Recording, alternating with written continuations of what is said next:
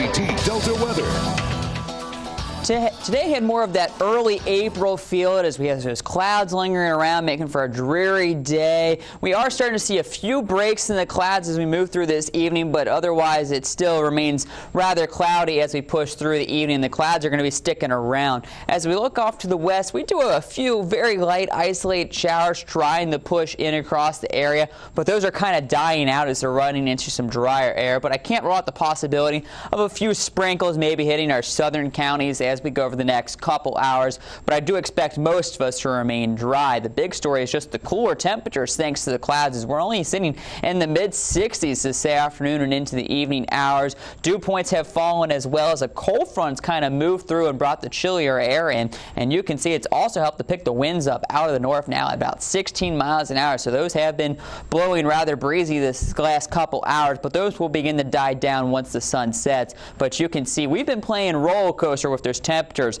Monday was very similar to today. Then the sun came out yesterday. It shot us up into the lower 80s. Both the clouds were a good 14, 15 degrees cooler now this evening than we were yesterday when the sun was out and temperatures were very comfortable.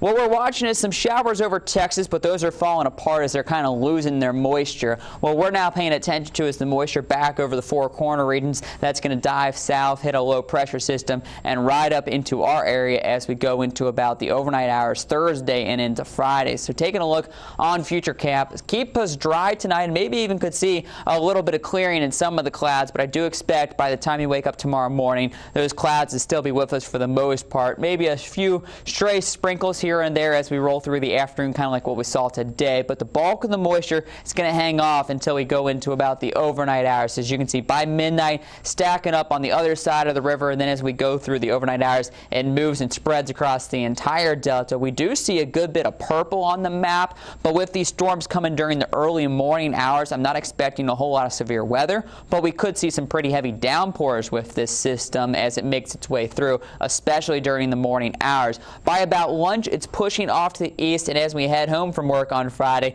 most of the rain has now moved out of the area, and clear skies will begin to move in just in time for the weekend. One model's projection of just how much rain we could get puts just about the entire delta around 6/10 of an inch of rain, maybe getting closer to a quarter of an inch. If you get one of those heavier downpours, you maybe could get closer to the inch amount. So definitely a decent rainfall for all the farmers, as we have been in a little bit of a dry spell, so we could use some decent rainfall to help as we move into these growing months and then warming up for the weekend. So breaks in the clouds tonight, maybe an isolated sprinkle will drop down into the upper 50s, so a little bit on the cool side. We'll start off around 62 with maybe a few peaks of sun, but I do expect it to turn mostly cloudy as we go throughout the day. 72 by lunchtime, and then we'll only top out around 75 once again with that straight drizzle.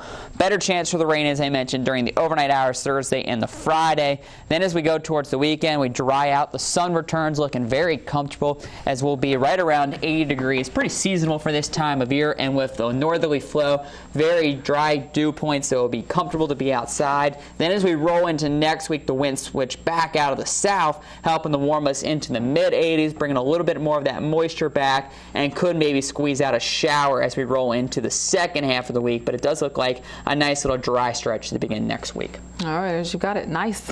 All right, thank you, Eric.